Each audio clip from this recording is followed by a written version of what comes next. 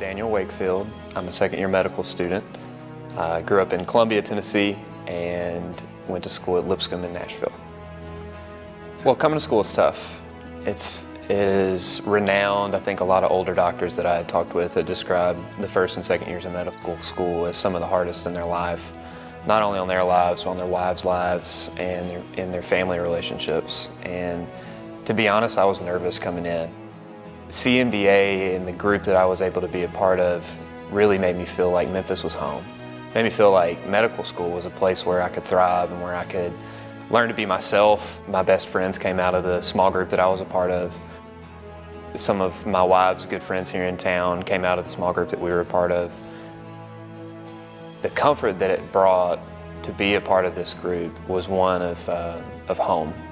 I have gone and spent some time with different doctors, and from this group, one of the most meaningful relationships in my life has come up, an opportunity to be mentored by Dr. Farmer, Michael Farmer.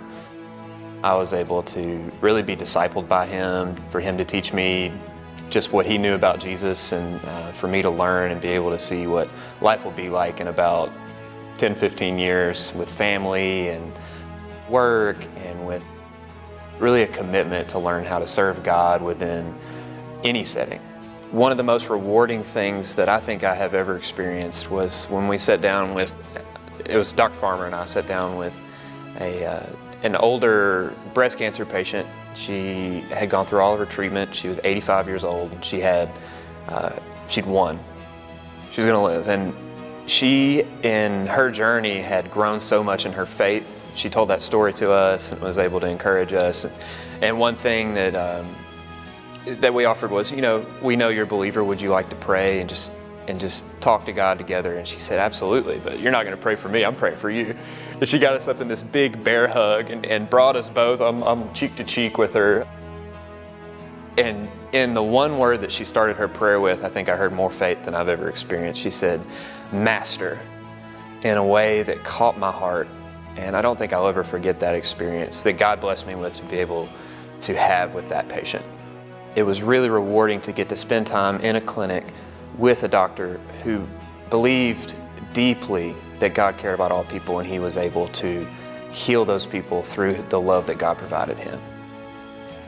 And I think that's one of the best examples that I can imagine.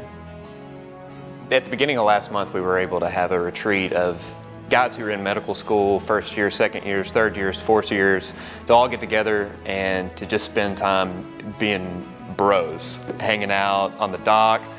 We actually went to a lake house of a local doctor here, and he was generous to provide that to us. We got to spend time around the bonfire, on the tube, skiing, hanging out, eating good food.